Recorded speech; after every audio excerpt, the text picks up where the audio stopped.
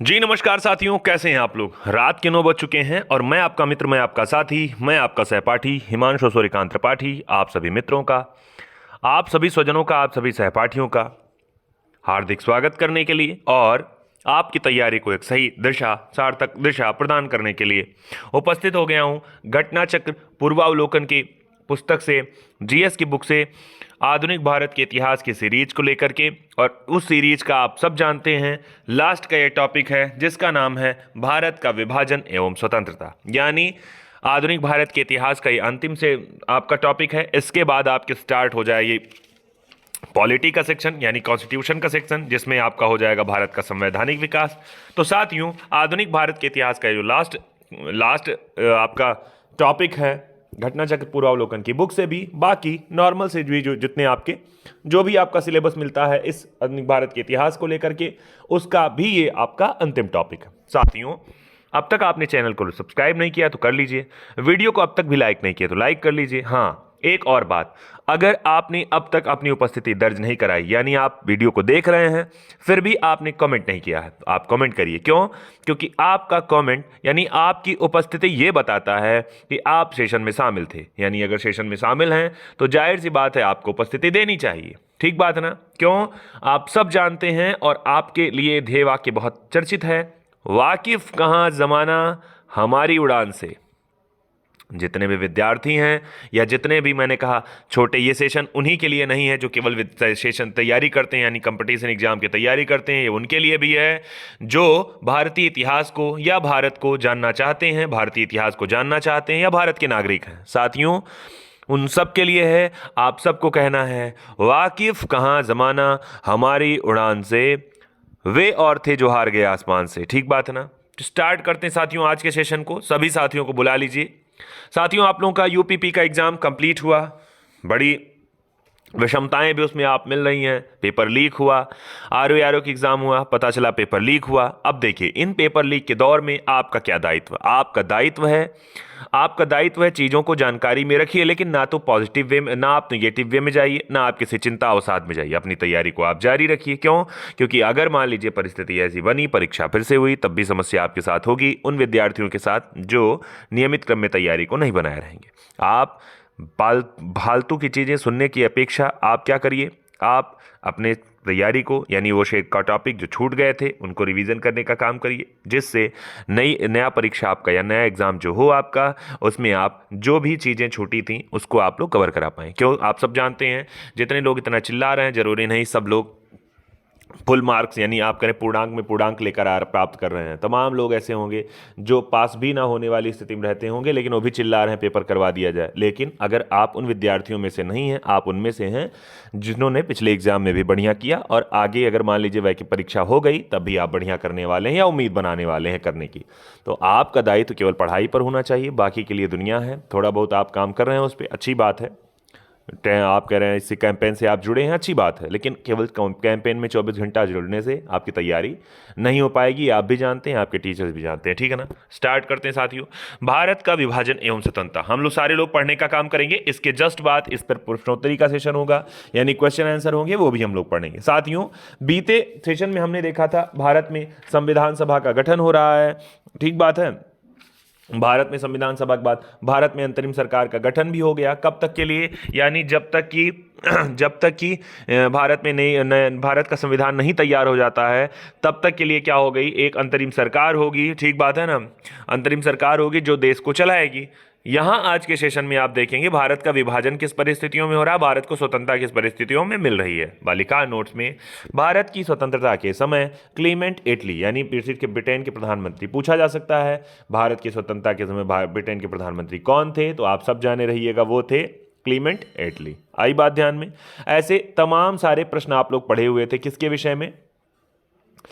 मैंने कहा कई क्वेश्चन मैंने आपको बताया है कि कब कब ये पूछा जा सकता है कि ब्रिटेन के प्रधानमंत्री कौन थे। जैसे 1857 की क्रांति के समय ब्रिटेन के प्रधानमंत्री कौन थे? पाम्स्टन नाम के व्यक्ति थे। यहां बात करते हैं, क्लीमेंट एटली की बात आ गई। ये कब? तो स्वतंत्रता के समय। एक पॉइंट आप नोट कर लीजिए।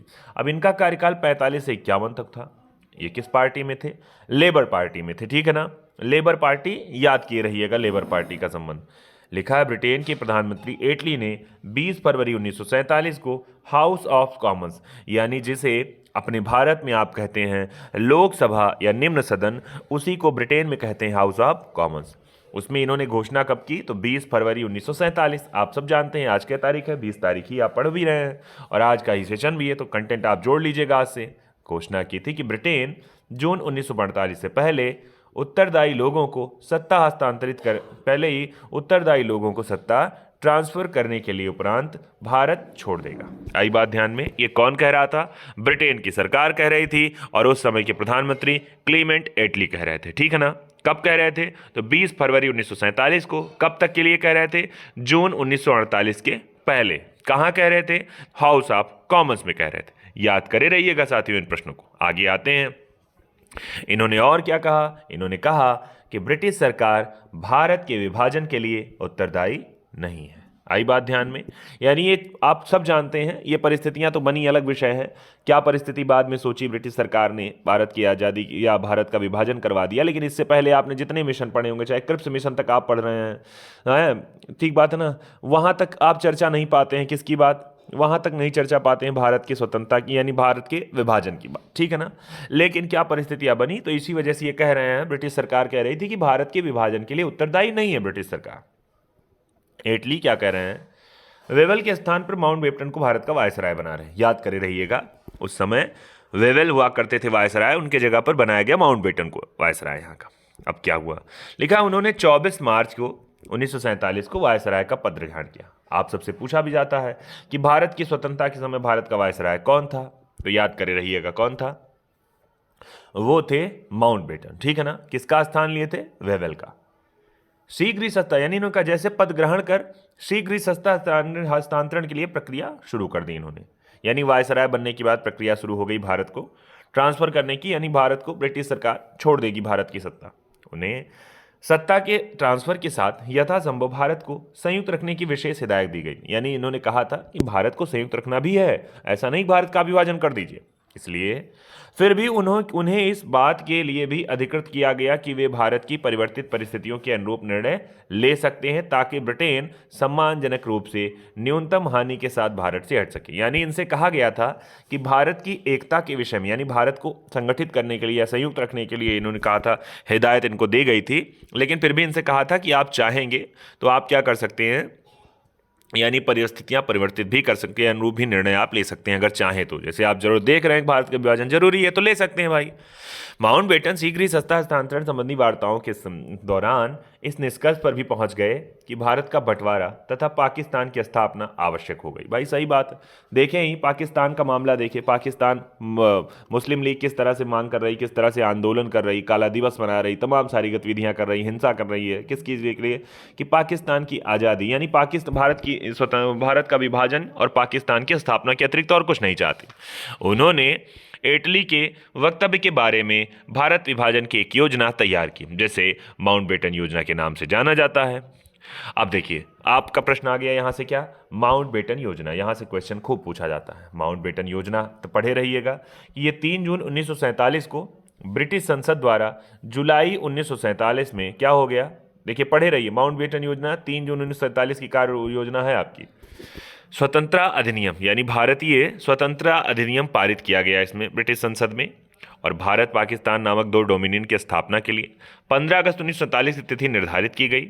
भारतीय स्वतंत्रता विधेयक 4 जुलाई 1947 को इटली द्वारा हाउस ऑफ कॉमन्स में पेश किया गया। अब देख रहे हैं, पहले कॉमन्स में पेश किया गया 4 जुलाई 1947 को भारत की स्वतंत्रता का विधेयक, फिर 15 जुलाई 47 को हाउस ऑफ, देखिए यहाँ देखिए हाउस ऑफ, देखिए लिखा हुआ है यहाँ, देखिए लिखा हुआ, जब पेश किया गया उसके बाद में 15 जुलाई 1947 को हाउस ऑफ कॉमन्स के द्वारा, तथा इसके अगले दिन 16 जुलाई 1947 को हाउस ऑफ लॉर्ड के द्वारा पारित कर दिया। यहाँ पेश की बात है, यहाँ पारित की बात करें। आगे कह रहा है, इसके बाद इस विधेयक को राजकीय स्वीकृति 18 जुलाई 1947 को प्राप्त हुई। आप समझ गए, 15 जुलाई, 16 जुलाई, ठीक है ना, यानी 4 जुलाई, 15 जुलाई, 16 जुलाई और 18 जुलाई को क्या हो रहा है, इसके विषय में काम हो रहा है, भारतीय स्वतंत्रता विधेयक के विषय में। ठीक है ना, बहुत बढ़िया। अगले पे आते हैं। आगे लिखा हुआ है 24 मार्च से 6 मई 1947 के बीच भारतीय नेताओं के साथ 133 साक्षात्कारों की तीव्र श्रृंखला के बाद माउंटबेटन ने तय किया कि कैबिनेट मिशन की रूपरेखा अव्यावहारिक हो चुकी है।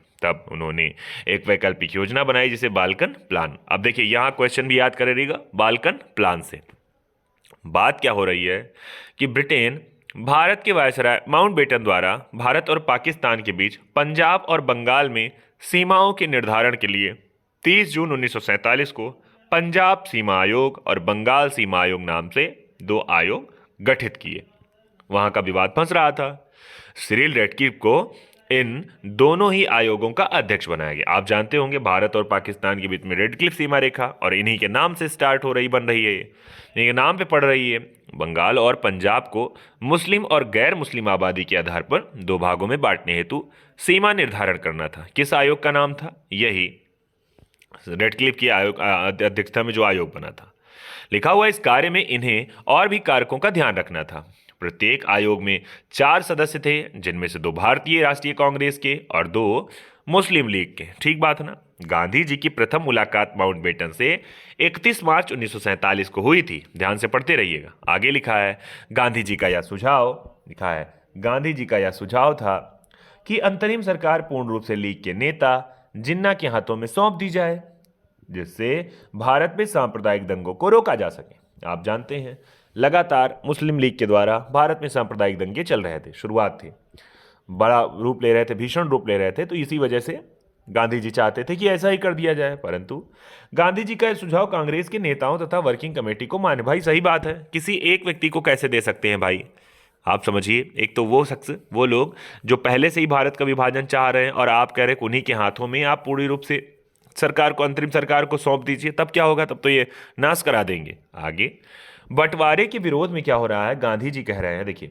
बंटवारे के विरोध में गांधी जी ने कहा अगर कांग्रेस बंटवारा करेगी तो उसे मेरी लाश के ऊपर से गुजरना पड़ेगा। जब तक मैं जिंदा हूं भारत के बंटवारे के लिए कभी राजी नहीं होऊंगा, और अगर मेरा वश चला तो कांग्रेस को भी इसे मंजूर करने की इजाजत नहीं दूंगा। कौन कह रहे हैं? महात्मा गांधी जी कह रहे हैं, क्योंकि उनको भारत से बड़ा प्रेम था, यानी वो भारत का विभाजन नहीं चाहते थे। लेकिन आप मुस्लिम लीग के विषय में जानते हैं, दुष्टों की नीयत, इस वजह से भारत का विभाजन करना भी पड़ा। आगे लिखा है साथियों, मैंने कहा फिर साथी, आप सभी साथी लगातार बने रहा करिए। अब जितने नियमित विद्यार्थी हैं वो बड़े ही प्रोत्साहन के और बड़े ही शाबाशी के योग्य हैं कि उन्होंने शुरुआत 1857 की क्रांति से स्टार्ट हुआ जो सेशन यानी अगर 1 से स्टार्ट करेंगे, मैंने क्रम भी लेक्चर 1 से डाला है और लेक्चर 41 आज आप पढ़ रहे हैं, तो ये बड़ी शाबाशी वाली बात है कि आप नियमित थे और आप कभी भी जीवन से हारिएगा। कभी किसी वजह से आप चिंता में होइए, अवसाद में होइए, तकलीफ में होइए, आपके दिमाग में लगे कि मुझसे कुछ नहीं होता है, तो आप क्या करिएगा, तुरंत अपने इसी वीडियो यूट्यूब चैनल पर आइएगा और प्लेलिस्ट में और देखिएगा कि आप ही वो विद्यार्थी हैं जो पहले सेशन से लेकर के आज 41वें सेशन तक लगातार बने हैं। और आप सब जानते हैं क्लासें लगातार चली है, तो इसका अर्थ है लगातार यानी नियमित दिन तक आप लोग जुड़े रहे हैं किससे, इस वाले सेशन से। तो आप सामान्य विद्यार्थी नहीं हैं, आप विशेष विद्यार्थी हैं, आपको ईश्वर ने विशेष बनाया है, ठीक है ना। आगे बात करते हैं साथियों 15 जून 1947 को, जिस समय कांग्रेस महासमिति ने दिल्ली में भारत के विभाजन का प्रस्ताव स्वीकृत कर लिया। भाई देख रहे हैं दंगा हो रहा है, तमाम झंझट हो रहा है, तो इन्होंने, ठीक बात है ना, 15 जून 1947 को ही स्वीकार कर लिया। कांग्रेस के आचार्य, कांग्रेस के अध्यक्ष उस समय थे जे.बी. कृपलानी।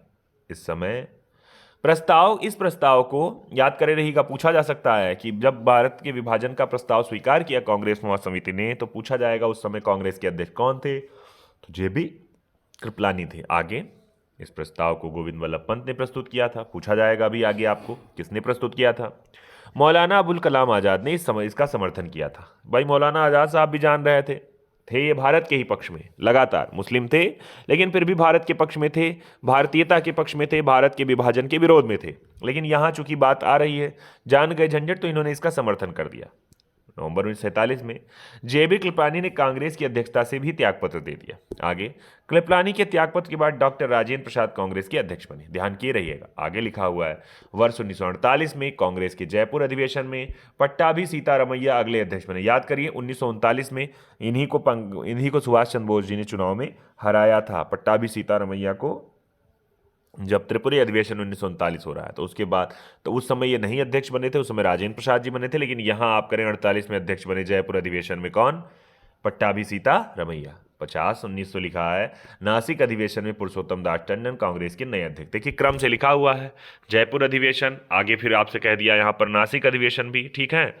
51 से 54 तक कांग्रेस के 51 से 54 तक कांग्रेस के अध्यक्ष के रूप में जवाहरलाल नेहरू रहे तथा प्रधानमंत्री और पार्टी का नेतृत्व एक ही व्यक्ति द्वारा किए जाने की परंपरा प्रारंभ हुई। 14 से 15 जून 1947 को संपन्न अखिल भारतीय कांग्रेस कमेटी की बैठक में भारत विभाजन के विपक्ष में खान अब्दुल गफ्फार खान ने मतदान किया। भाई गफ्फार खान सीमांत गांधी वही व्यक्ति जो लाल कुर्तिया आंदोलन से जुड़े हुए हैं, इन्होंने भारत विभाजन का विरोध किया कि भाई भारत विभाजन नहीं होने दिया जाए। किचलू जी ने, सैफुद्दीन किचलू याद होगा, रॉलेट एक्ट के समय में याद होगा, जलियांवाला बाग कांड हो रहा है, इन्हीं की गिरफ्तारी के विरोध में, ठीक है ना। 47 में कांग्रेस कमेटी की बैठक द्वारा विभाजन के प्रस्ताव पारित होने को राष्ट्रवाद का संप्रदायवाद के पक्ष में समर्पण। अभी ये स्टेटमेंट पूछा जाएगा, किसने कहा था राष्ट्रवाद का संप्रदाय के पक्ष में समर्पण? तो याद करें डॉक्टर सैफुद्दीन किचलू।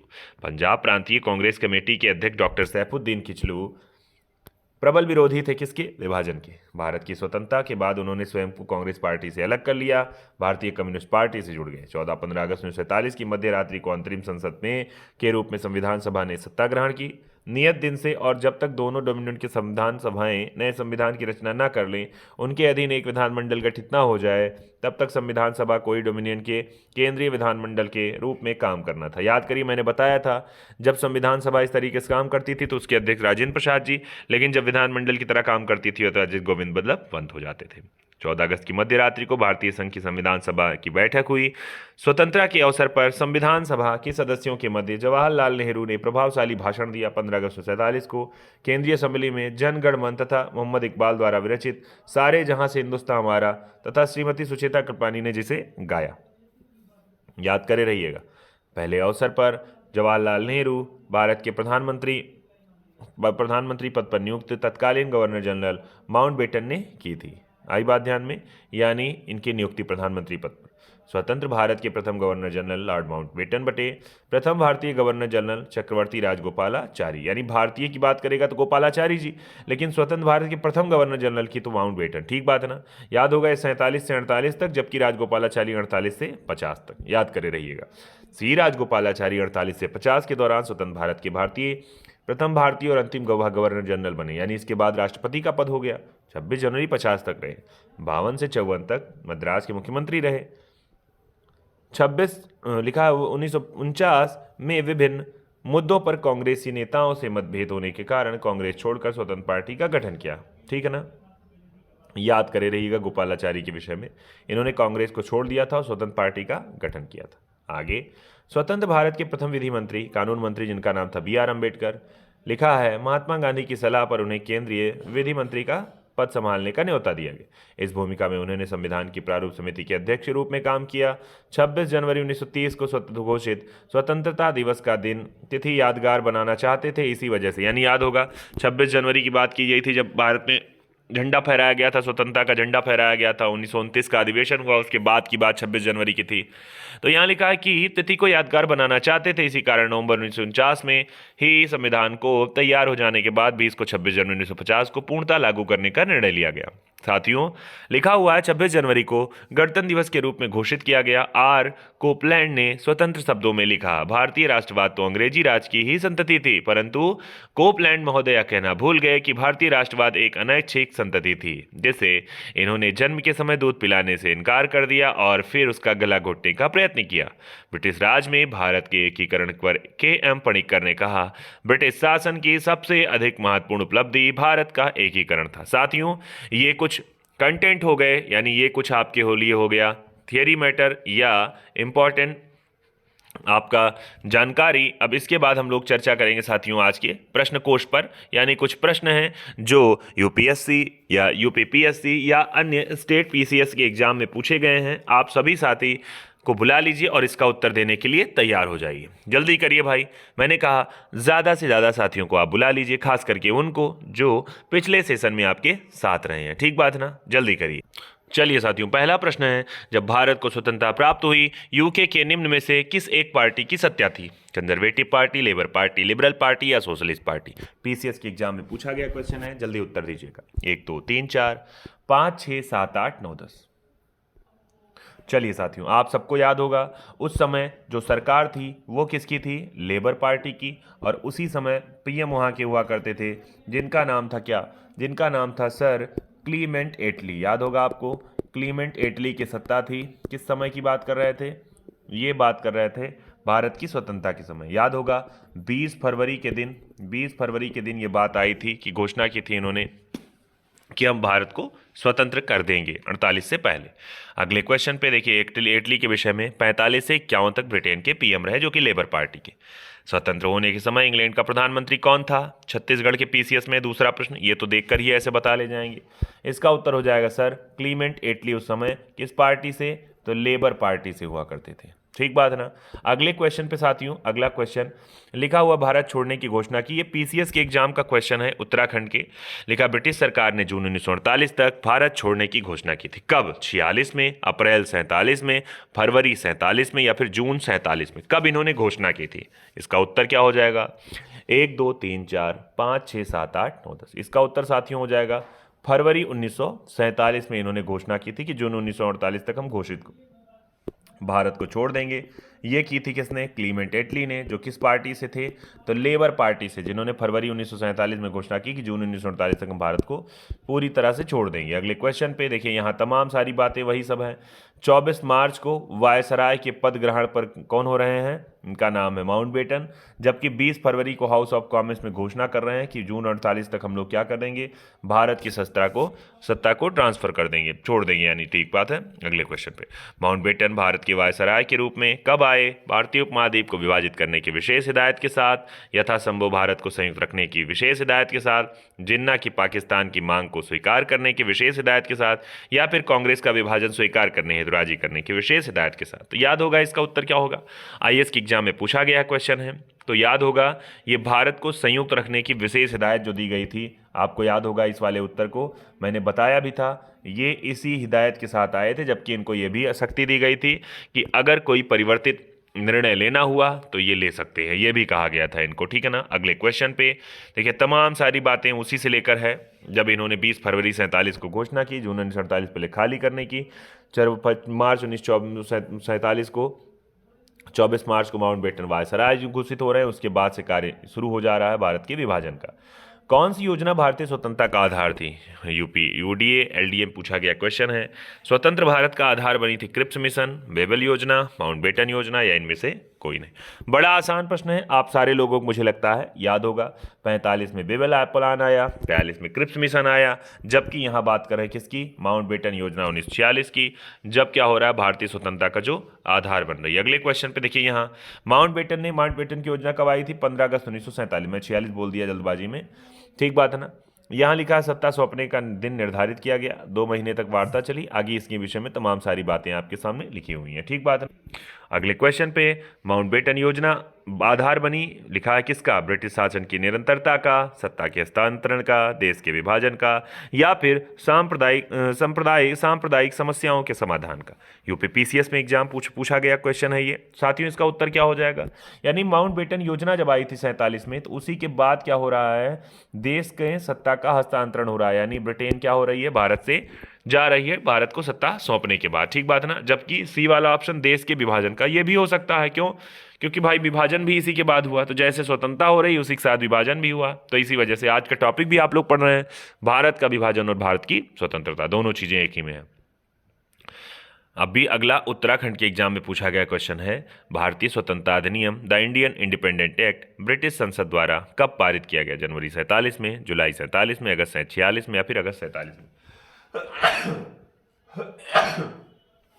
चलिए उत्तर दीजिएगा साथियों, इसका क्या हो जाएगा? क्षमा करिएगा, बताना है इसका उत्तर क्या हो जाएगा। 7 नंबर प्रश्न का आपको उत्तर देना है। हम लोगों ने इसके पहले इसकी चर्चा भी की थी। इस प्रश्न का आपको उत्तर देना है तुरंत। जल्दी करिए भाई, इसका उत्तर आप लोग तुरंत दीजिए भाई, जल्दी करिए।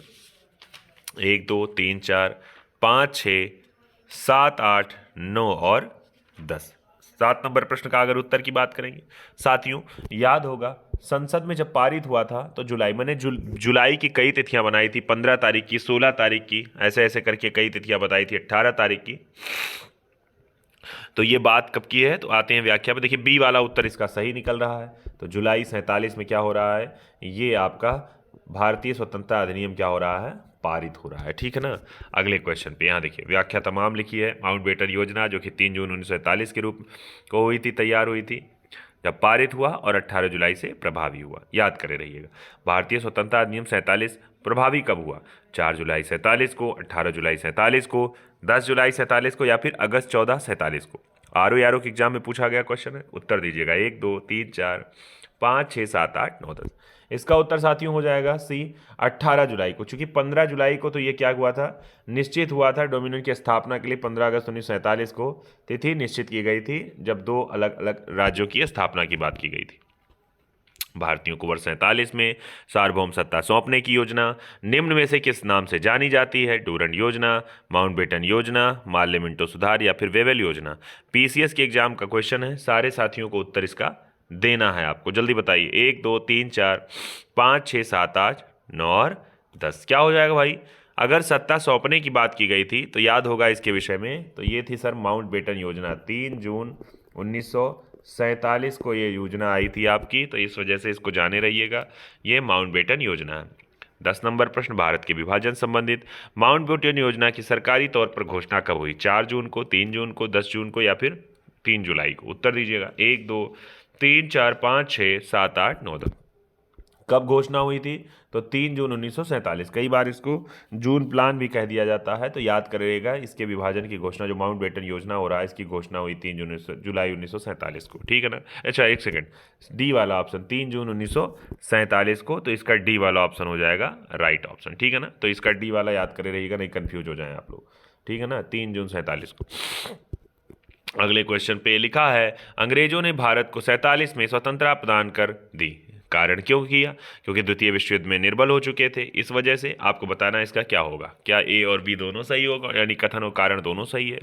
क्या कथन कारण सही है और कारण सही कथन की व्याख्या कर रहा है, उत्तर देना है आपको। क्या हो जाएगा, ए बी सी या डी। कई एग्जाम में पूछा गया क्वेश्चन है ये, उत्तर दीजिएगा इसका क्या हो जाएगा, जल्दी करिए भाई। सही बात भी है, याद होगा आपको, पहला युद्ध हुआ, विश्व युद्ध, दूसरा विश्व युद्ध हुआ, तो उस समय अंग्रेजों की पावर कम हो चुकी थी, तो इसका उत्तर हो जाना चाहिए ये भी सही और ये भी सही, यानी कि क्या हो जाएगा, ए आर दोनों सही भी हैं, किंतु ये लिखा हुआ है ए आर दोनों सही भी हैं, लेकिन यहाँ पर होना चाहिए आर ए की सही व्याख्या करता है, यानी इसका उत्तर साथियों हो जाएगा ए वाला ऑप्शन, कि इसका आर ए दोनों सही भी हैं और ये इसकी व्याख्या भी कर रहा है। ठीक है ना।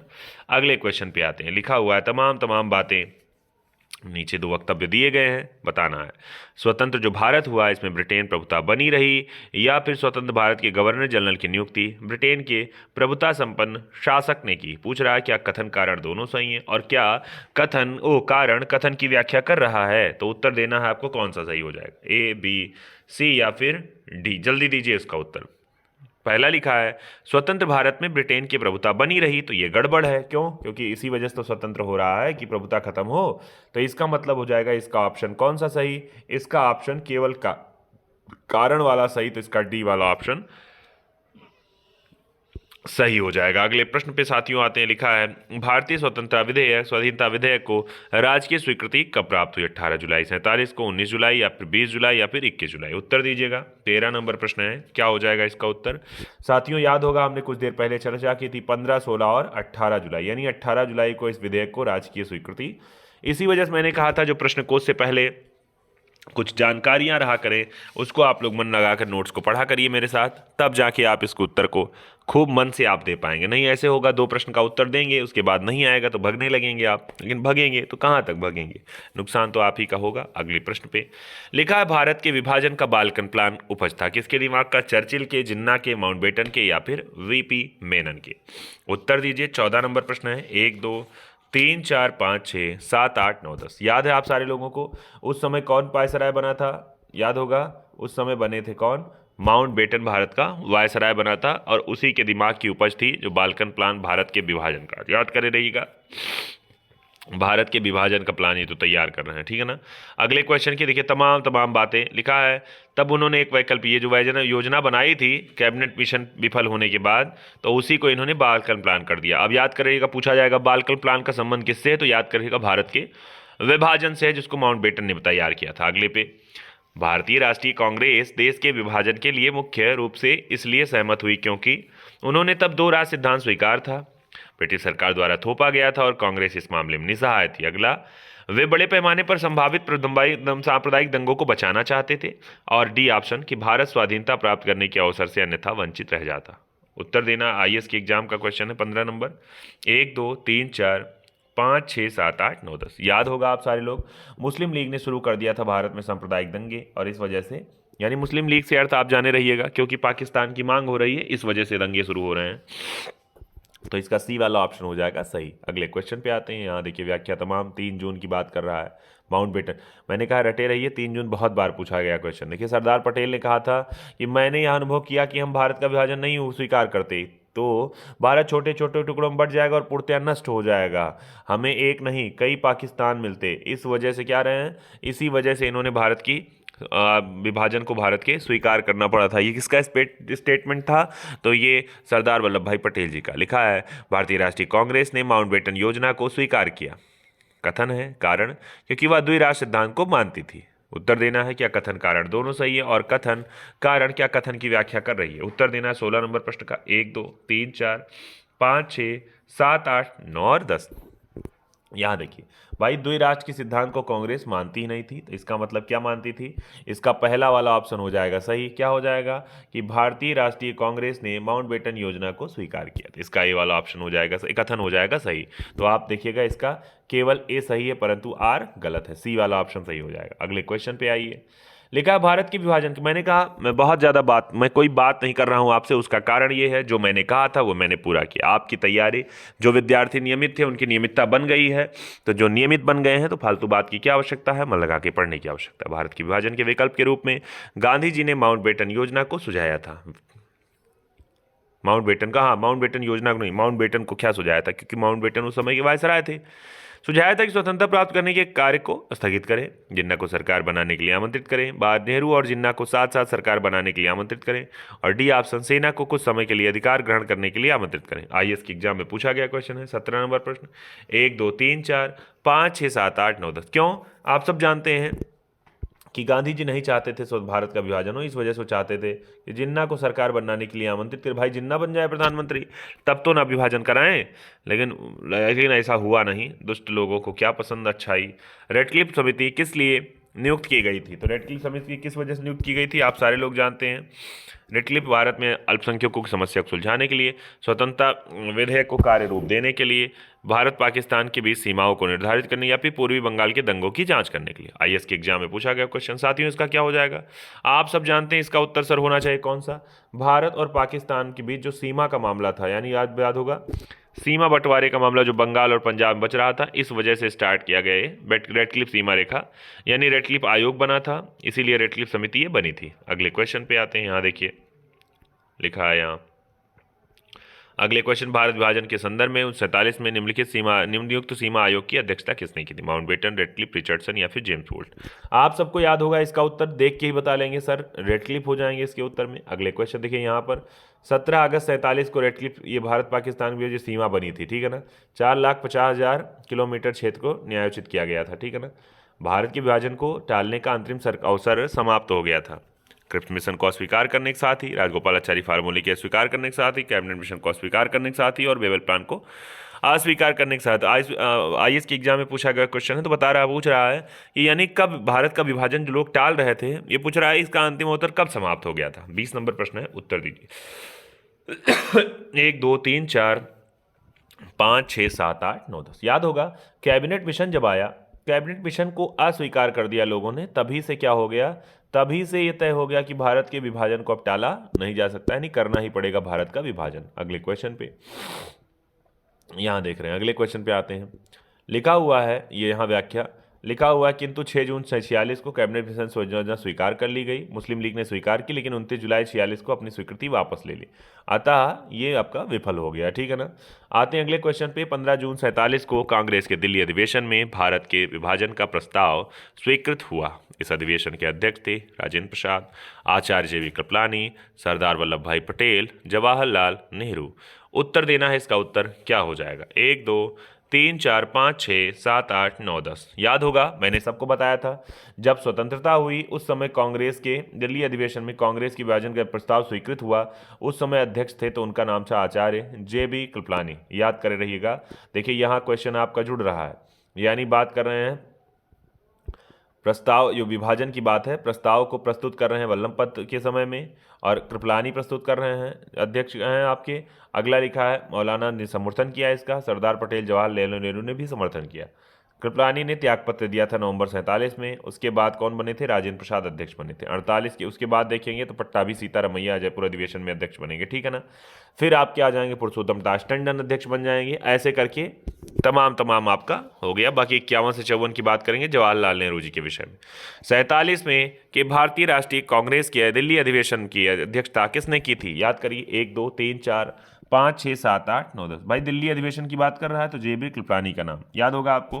22 नंबर प्रश्न का उत्तर ये वाला हो जाएगा। ठीक है ना, JB कृपलानी। अगले क्वेश्चन पे लिखा, नई दिल्ली में 47 में आयोजित अखिल भारतीय कांग्रेस समिति की बैठक में निम्नलिखित में से किसने विभाजन प्रस्ताव का समर्थन किया? तो समर्थन की बात कर रहा है, ना कि प्रस्तुति की बात कर रहा है। तो समर्थन में याद होगा आपका नाम मिल जाएगा किसका? एक तो ज्यादा हो रहा है, तो समर्थन किया था किसका पूछ रहा है, तो सरदार पटेल भी होंगे, अबुल कलाम आजाद भी होंगे। क्या हो जा रहा है इसका उत्तर? देखिए D वाला दे रहा है यहाँ केवल, अबुल कलाम आजाद की बात कर रहा है। चलिए देखते हैं। 3 जून 47 की बात कर रहा है माउंट बेटन वाली। 14 जून 47 को गोविंद वल्लभ पंत प्रस्तुत कर रहे हैं और आजाद साहब ने उसका समर्थन, यानी सेकेंडेड की बात कर रहा है। देखिए अंग्रेजी अनुवाद की बात करता है हमेशा, है ना। तो यानी इसके समर्थन में सबसे पहली भूमिका आई आजाद साहब की। ठीक है ना। अगला, किसने 47 के कांग्रेस कमेटी की बैठक द्वारा विभाजन के प्रस्ताव के पारित होने को राष्ट्रवाद का संप्रदायवाद के पक्ष में समर्पण कहा? तो आप सबको याद होगा स्टेटमेंट, PCS के एग्जाम में पूछा गया क्वेश्चन, मैंने बताया भी था। तो ये कहा था डॉक्टर सैफुद्दीन कुचलू, जो कि जलियांवाला बाग कांड के पहले रॉलेट एक्ट से संबंधित व्यक्ति थे जो कि गिरफ्तारी में ही जलियांवाला बाग में सभा हुई थी, जो पंजाब से संबंधित थे, पंजाब प्रांतीय कांग्रेस कमेटी के अध्यक्ष हुआ करते थे। आगे लिखा है, बाद में कम्युनिस्ट पार्टी जुड़ गई। लिखा है यहाँ, लिखा है अखिल भारतीय कांग्रेस कमेटी की 14-15 जून 47 को संपन्न हुई बैठक में भारत विभाजन के विपक्ष में किसने मतदान किया था? बड़ा आसान प्रश्न है, इसका उत्तर क्या हो जाएगा? देख के ही आप लगा ले जाएंगे। इसका उत्तर हो जाएगा सर खान अब्दुल गफ्फार खान, जिनका नाम आते हैं आप सीमांत गांधी के नाम से। अगले क्वेश्चन पे साथियों आते हैं। देखिए यहाँ तमाम सारी बातें वही सब पुरानी वाली लिखी हुई हैं, तो याद करिएगा। गफ्फार साहब ने इसका विरोध किया, सीमांत गांधी साहब ने। लिखा 15-16 अगस्त को मध्यरात्रि को अंतरिम संसद के रूप में किसने सत्ता ग्रहण की? संविधान सभा, चैम्बर्स ऑफ प्रिंसेस, केंद्रीय लेजिस्लेटिव असेंबली या फिर अंतरिम सरकार पूछ रहा है। यानी सत्ता किसने ग्रहण की थी? उत्तर बताइए। 1 2 3 4 5 6 7 8 9 10। 26 नंबर प्रश्न आपकी स्क्रीन पे, इसका उत्तर हो जाएगा B। यानी यही संविधान सभा को काम करना था, किसके रूप में? सरकार के रूप में भी काम करना था। मैंने कहा संविधान सभा के रूप में जब काम करेगी तो अध्यक्ष होंगे राजेंद्र प्रसाद जी, जबकि सरकार के रूप में जब काम करेगी तो अध्यक्ष होंगे कौन? तो वो होंगे गोविंद वल्लभ पंत। अगले क्वेश्चन पे आते हैं। देखिए यही व्याख्या तमाम सारी दी गई है। चलिए अगले क्वेश्चन पे आते। लिखा 15-16 की बात फिर यही करा, सारे जहां से अच्छा हिंदुस्तान हमारा और जनगण मन, ये किसने गाया था? रामेश्वरी नेहरू ने, मीराबेन ने, MS सुब्बुलक्ष्मी ने या फिर सुचेता कृपलानी ने? PCS के एग्जाम में पूछा गया, इसका उत्तर भी आप बता लेंगे सर। हो जाएगा इसका उत्तर सुचेता कृपलानी। ये सारे उत्तर मैं इतनी जल्दी इस वजह बता भी रहा हूँ और बता ले रहे हैं आप लोग, उसका कारण कि इसके पहले आप लोग नोट्स को पढ़े थे मेरे साथ। ठीक है ना। अगले क्वेश्चन पे यहाँ अगर पूछे जनगण मन को गाया था किसने, तो जनगण लिखा किसने था? तो वो लिखा था आपने पंडित रविन्द्रनाथ टैगोर ने, जबकि इकबाल साहब ने लिखा, इकबाल ने लिखा था सारे जहां से, वही इकबाल जिसकी वजह से आपने देखा होगा पाकिस्तान या नए देश की बात जो की गई थी, इसी की व्यक्ति के द्वारा सबसे पहले की गई थी। पहले अवसर पर भारत के प्रधानमंत्री की नियुक्ति हुई थी, गवर्नर जनरल ने की थी, महात्मा गांधी ने, ब्रिटिश सम्राट ने या फिर वायसराय ने? उत्तर देना है। 1 2 3 4 5 6 7 8 9 10। 28 नंबर प्रश्न है, इसका उत्तर क्या हो जाएगा साहब? ये हो जाएगा गवर्नर जनरल। याद होगा गवर्नर जनरल का ही पद चलता था तब तक के लिए, ठीक बात है ना। तो ये याद कर रहिएगा, इसके प्रधानमंत्री की नियुक्ति जब पहली बार की थी तो वो की थी गवर्नर जनरल ने, ना कि जिन्ना ब्रिटिश सम्राट या फिर वायसराय ने। PCS के एग्जाम का क्वेश्चन था, याद कर रहिएगा, सामान्य प्रश्न नहीं है। अगले क्वेश्चन में स्वतंत्र भारत के प्रथम गवर्नर जनरल कौन। अब देखिए यहाँ से क्वेश्चन खूब आपके एग्जाम में पूछे जाते हैं, तो इसको आप तो रटे ही होंगे, याद भी होगा। अगर पूछेगा स्वतंत्र भारत के पहले गवर्नर, तो केवल यहाँ पहले गवर्नर की बात कर रहा है स्वतंत्र भारत के ना, तो याद होगा कौन व्यक्ति हैं, तो वो थे माउंटबेटन, ठीक है ना। जबकि अगला प्रश्न देखिए यहाँ पे माउंटबेटन, जबकि भारतीय की बात करेगा तो वो हो जाएंगे अलग। स्वतंत्र भारत का प्रथम गवर्नर जनरल, तो याद होगा कौन व्यक्ति, तो ये हो जाएंगे आपके माउंटबेटन। यहाँ देखिए अगर भारतीय गवर्नर की पूछेगा तो राजगोपालाचारी जी होंगे, ठीक है ना। अगले क्वेश्चन में स्वतंत्र भारत का अंतिम गवर्नर जनरल कौन था, राजेंद्र प्रसाद, लॉर्ड कैनिंग, सी राजगोपालाचारी या माउंटबेटन। देखिए अंतिम की बात करेगा अगर तो हो जाएंगे कौन, सी राजगोपालाचारी, ठीक बात है ना। जबकि प्रथम की बात करेगा तो वो हो जाएंगे कौन, माउंटबेटन। अगर प्रथम भारतीय की बात करेगा तब सी राजगोपाल, यानी प्रथम भारतीय व अंतिम गवर्नर जनरल पूछेगा तो राजगोपालाचारी जी। अगले क्वेश्चन पे आते हैं, स्वतंत्र भारत के पहले भारतीय गवर्नर जनरल, इसका भी उत्तर आप दे ले जाएंगे, क्या हो जाएगा भाई, इसका उत्तर हो जाएगा सी राजगोपालाचारी। बहुत बढ़िया, मैंने कहा था ये सेशन पढ़ने के साथ आपका क्या होगा, इसको डाउनलोड कर सकते हैं आप लोग, और बाद में कोई भी सा भी काम करते हो तो आप क्या करते हैं, जैसे कहानी सुनने का आपको शौक होगा, वैसे ही मेरी आवाज़ में आप क्या कर सकते हैं, चीज़ों को सुन सकते हैं। इस वजह से सुन सकते हैं कि बार बार जब सुनेंगे तो आपको चीज़ें तैयार, लेकिन हाँ जब सुना करिए तो अन्यथा मत सुना करिए। सुनने का अर्थ ये है कि आप एक टॉपिक निर्धारित करके तभी सुना करिए, ये नहीं कि एक ही चीज़ को बार बार सुन रहे हैं। टॉपिक टू टॉपिक, यानी पहला सेशन, दूसरा, तीसरा, चौथा, इस क्रम में सुना करिए आप लोग, ठीक बात है ना। तब जाके आपका रोज रोज रिवाइंड होता रहेगा, रिवाइज होता रहेगा, ठीक है ना। भारत के प्रथम अंतिम भारतीय गवर्नर जनरल कौन थे, इसको देख के बता ले जाएंगे, सी राजगोपालाचारी। अगले क्वेश्चन पे आते हैं साथियों, अंतिम वायसराय कौन था, ये भी बता ले जाएंगे, यानी वेवेल, लिथगो या फिर आकिनलेफ या फिर माउंटबेटन। देखिए यहाँ भारत का अंतिम वायसराय पूछ रहा है, ना कि किसके नाम से पूछ रहा है। हाँ अंतिम वायसराय पूछ रहा है, तो आप सबको याद होगा अंतिम वायसराय पूछे या प्रथम गवर्नर जनरल पूछे उस समय का स्वतंत्र भारत का, तो हो जाएंगे माउंटबेटन, ठीक बात है ना। तो इसका उत्तर आप सारे लोग जानते हैं, बी वाला हो जाएगा सही, ठीक है ना। तो माउंटबेटन योजना कब घोषणीकृत हुई, तो 3 जून 1947 को, याद करे रहिएगा। और ये वायसराय का पद ग्रहण किए थे तो अब 24 मार्च 47 को। स्वतंत्र भारत के प्रथम विधि मंत्री, बड़ा आसान प्रश्न, याद होगा पहले कानून मंत्री की बात कर रहा है, तो यहाँ कौन हो गए, यहाँ हो गए बी आर अम्बेडकर। क्या हो रहे हैं, बी आर अम्बेडकर स्वतंत्र भारत के पहले कानून मंत्री हुए थे, याद है आपको। ये प्रश्न आप सारे लोग याद करे रहिएगा, ठीक है ना। अगर कानून मंत्री का नाम पूछेगा तो आप तुरंत बता दीजिएगा किसका नाम, इन्हीं व्यक्ति का नाम जिनका नाम क्या है, डॉक्टर, हाँ डॉक्टर अंबेडकर साहब, ठीक है ना। अगले क्वेश्चन पे देखिए, प्रथम विधि मंत्री। अगले क्वेश्चन पे लिखा, बिल्कुल प्रारंभ से भारत के राष्ट्रपति के पद पर आसीन व्यक्तियों का निम्नलिखित में से कौन सा सही क्रम है। यहाँ देखिए लिखा हुआ है, देखिए ऑप्शन दिया गया, आप लोग बताइएगा, ये राष्ट्रपतियों का क्रम है, जल्दी बताइए, 1 2 3 4 5 6 7 8 9 10। इसका उत्तर क्या हो जाएगा, ये देखिए बड़ा आसान प्रश्न, इसका डी वाला ऑप्शन हो जाएगा सही, यानी राजेंद्र प्रसाद, एस राधाकृष्णन, जाकिर हुसैन और वीवी गिरी।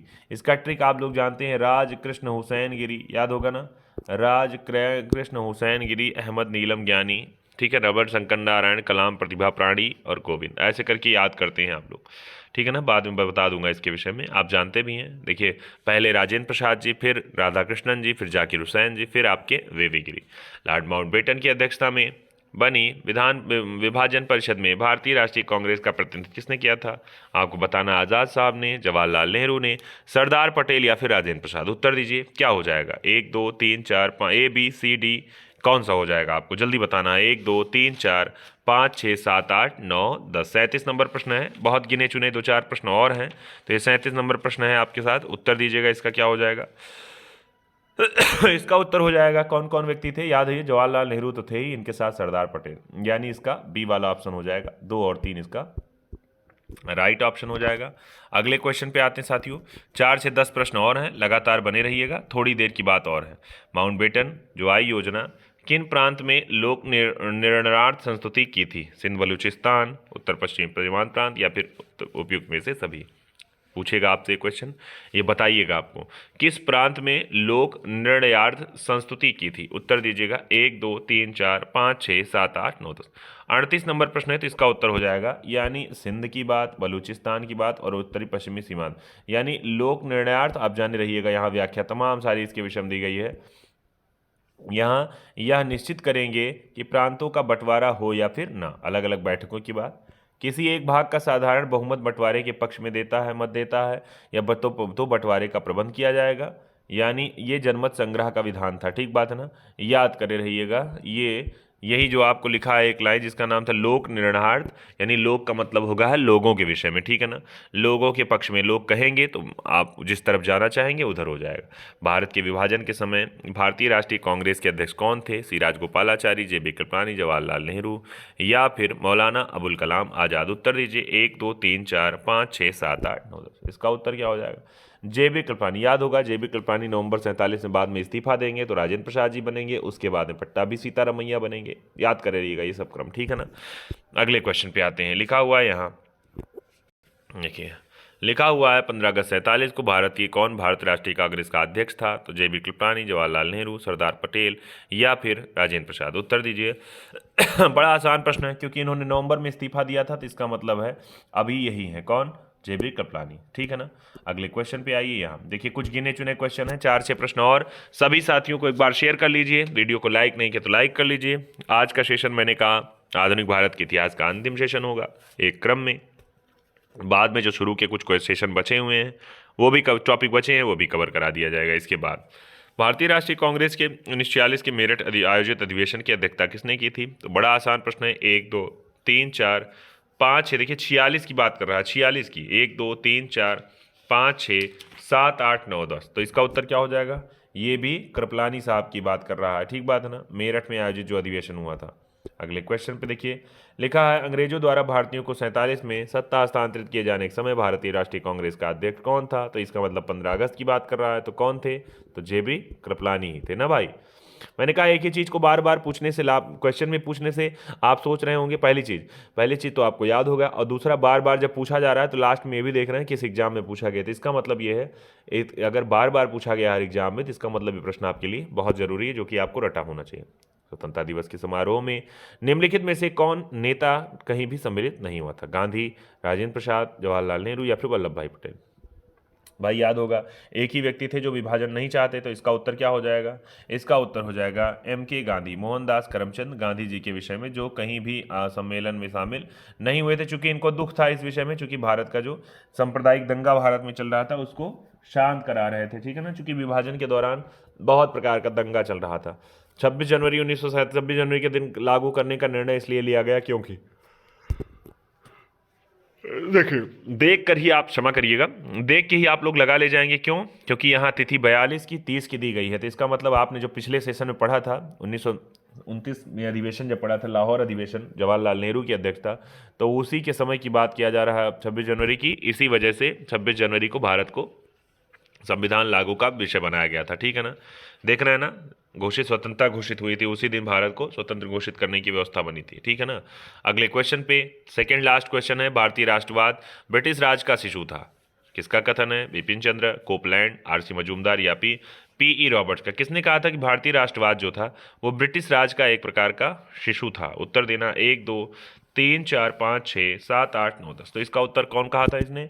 इसमें एक व्यक्ति जिसका नाम था R कोपलैंड, ये ब्रिटिशर्स थे, इन्होंने ही कहा था, तो याद करे रहिएगा। अगले क्वेश्चन पे ब्रिटिश शासन की सबसे अधिक महत्वपूर्ण उपलब्धि भारत का एकीकरण था, किसने कहा था? पणिक्कर, श्रीनिवासन, रजनी कोठारी या फिर योगेंद्र सिंह। PCS के एग्जाम में पूछा गया क्वेश्चन साथियों। इसका उत्तर हो जाएगा KM पणिक्कर। ये इतिहासकार भारत के भी रहे हैं, यानी भारत के विषय में लिखने वाले व्यक्ति, कई बार इनका स्टेटमेंट पूछा जाता है, तो KM पणिक्कर का नाम याद करिएगा। एक लास्ट क्वेश्चन है साथियों और आज के सेशन का अंतिम प्रश्न है कि भारतीय स्वतंत्रता के समय अंग्रेजी महाराज कौन थे? जॉर्ज पंचम, जॉर्ज सप्तम, राजा एडवर्ड सप्तम, कौन थे? उत्तर देना है 1 2 3 4 5 6 7 8 9 10। यानी 6वें क्रम के जो जॉर्ज थे यही उस समय अंग्रेज ब्रिटेन के महाराज थे जब भारत की स्वतंत्रता हुई। याद होगा आपको ना, तो बहुत बढ़िया है। ये कुछ साथियों क्वेश्चन थे आज के सेशन से। नया सेशन साथियों आपका हो सकता है, नया टॉपिक जो होगा भारत का संवैधानिक विकास होगा, लेकिन साथियों मैं सही बताऊं आपसे, वो वाला सेशन यहाँ नहीं कराऊंगा। क्यों? क्योंकि वो वाला सेशन जब हम लोग कॉन्स्टिट्यूशन स्टार्ट करेंगे तो उस वाले से टॉपिक, उस वाले कम में हम इसको जोड़ेंगे भारत के संवैधानिक विकास को, ठीक बात है ना। हाँ ठीक है, उसके पहले आप क्या करिएगा, अगर चैनल पर नए हैं या आपने सारे वीडियोज़ को नहीं देखे हैं तब आप जाइएगा अपने यूट्यूब चैनल पर त्रिपाठी सर GS अयोध्या पर। आप देख रहे हैं 1400 से ज़्यादा सब्सक्राइबर, लगभग 1450 की संख्या हम लोग लोग पार कर रहे हैं। और इसका ध्येय वाक्य है क्या कि चलना हमारा काम है क्योंकि जीवन महासंग्राम है, सफलताएं आए असफलताएं आए ये अलग विषय है, लेकिन मामला क्या होना चाहिए कि चलना हमारा काम है, जीवन महासंग्राम है। ठीक बात ना। ये देखिए यहाँ पर मैनेज वीडियो, यहाँ देखिए वीडियो के जब आप खोलेंगे वीडियो चैनल को रीच करेंगे, चैनल पर वॉच करेंगे तो यहाँ देखिए तमाम सारे आपको कंटेंट मिलेंगे, लाइव के, पॉडकास्ट के, प्लेलिस्ट आपकी बनी है जिसमें विज्ञान प्रौद्योगिकी, हिंदी के विषय में, इतिहास, जीएसटी के, स्टैटिक जी के, सीटेट और डेली करंट अफेयर और तमाम जानकारी समाचार को लेकर के, परीक्षाओं को लेकर के, current in short, most important quiz, जी important G K in short, motivational, ये सारे आपको यहाँ मिल, स्टैटिक जी के, ये सब आपको मिल जाने वाले हैं क्या, कहाँ पर, अपने ही चैनल पर। साथियों मैंने फिर कहा, अगर आप चैनल पर नए हैं, आपने वीडियो को अब तक आपने चैनल को सब्सक्राइब नहीं किया तो सब्सक्राइब करिए। हाँ, जो नया सेशन हम लोग स्टार्ट करेंगे आपका आज के बाद, यानी नया क्या है, आज के बाद कल वाला टॉपिक होगा भारत में यूरोपीय कंपनियों का आगमन उसको कवर करने का हम लोग काम करेंगे। बाकी आप सभी साथी लगातार बने रहिएगा, ऐसे ही आपका स्नेह मिलता रहे, आपका प्यार मिलता रहे, ठीक है ना। अपनी पढ़ाई पर फोकस करिए, पॉजिटिव रहिए, परिवार को समय दीजिए, परिवार के साथ रहिए, ठीक ना, परिवार के लोगों का हालचाल लीजिए, प्रेम से रहिए। बाकी आपने इतना सहयोग किया, आपका बहुत बहुत धन्यवाद। जय हिंद, जय भारत, शुभ रात्रि, वंदे मातरम।